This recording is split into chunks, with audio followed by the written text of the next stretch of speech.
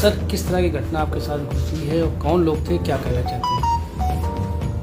जब से हमारा समाजवादी पार्टी से हमने गठबंधन तोड़ा,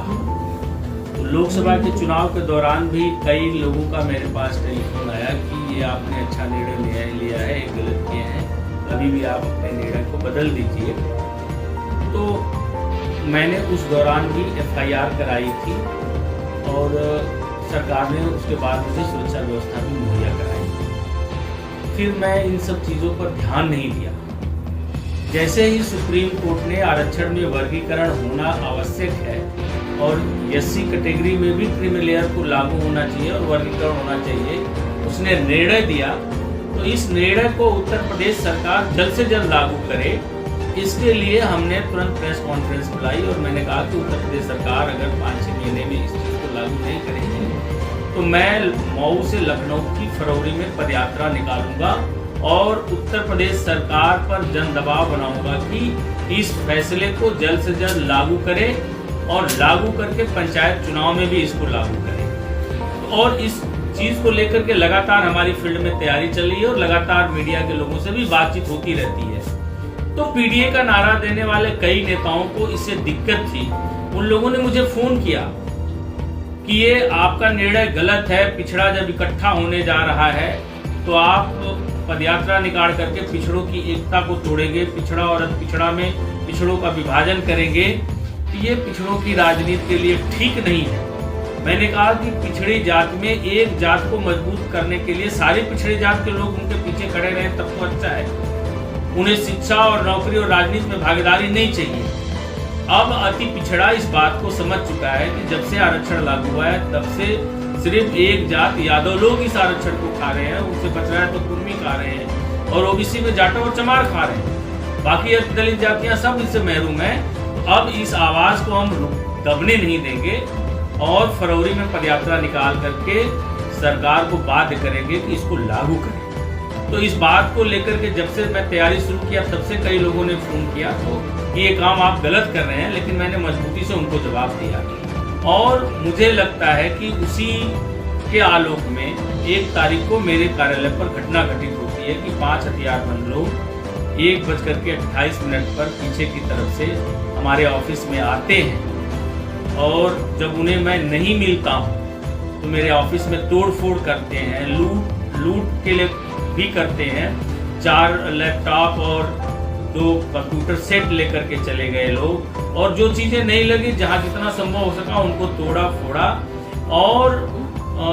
मंदिर में हमारी जो 3-4 तलवारें थी सबको निकाल करके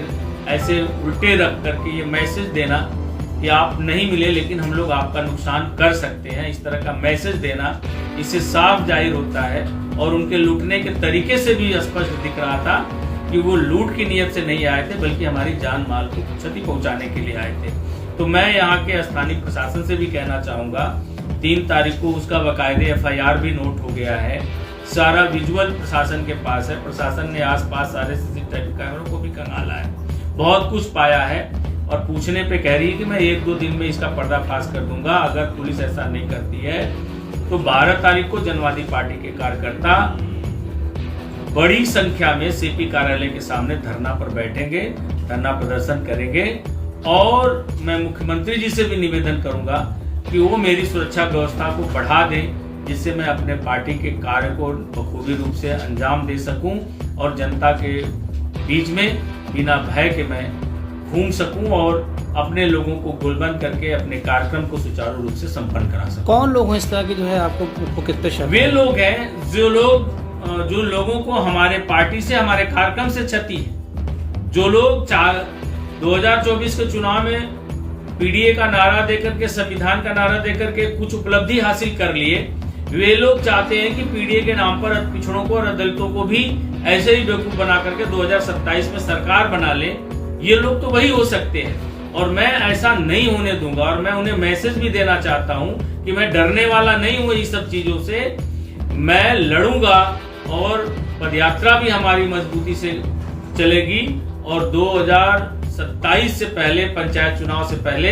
सुप्रीम कोर्ट का फैसला भी उत्तर प्रदेश को लागू करने के लिए बाध्य करेंगे और अति पिछड़ी जातियों की एक मजबूत गोलबंदी जनवादी पार्टी के नेतृत्व में खड़ी करेंगे। अभी भी आपने बताया फ़ोन भी आए थे, किन लोगों के फ़ोन आए थे आपके पास? वही लोग जो पीडीए का नारा देते हैं, समाजवादी पार्टी के कार्यकर्ता हैं, समाजवादी पार्टी के फॉलोअर हैं, पीडीए को इकट्ठा करने की बात करते हैं, उन्हीं लोगों का फोन आया है। और ये सब चीजें हमने पुलिस को बताई भी है और एफआईआर के बाद भी हमने लोगों से बात की। तो अभी तक डिटेल को निकल के आई है कि कौन लोग थे समाजवादी अब पार्टी? प्रशासन ये कह रहा है कि मैं काफी हद तक करीब पहुंच चुका हूँ, मैं आज और कल तक का उन्होंने टाइम मांगा कि मैं सब क्लियर कर दूंगा, और वो नहीं करेंगे तो जनवादी पार्टी के लोग भी शांति से नहीं बैठेंगे। पीडीए के कार्यकर्ता तो नहीं, पीडीए के ही लोग ना, पीडीए के कार्यकर्ता ही समाजवादी पार्टी के लोग ही तो थे। ठीक है, धन्यवाद।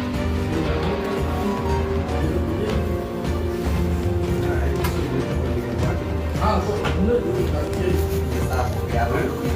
लिखने में आ रहा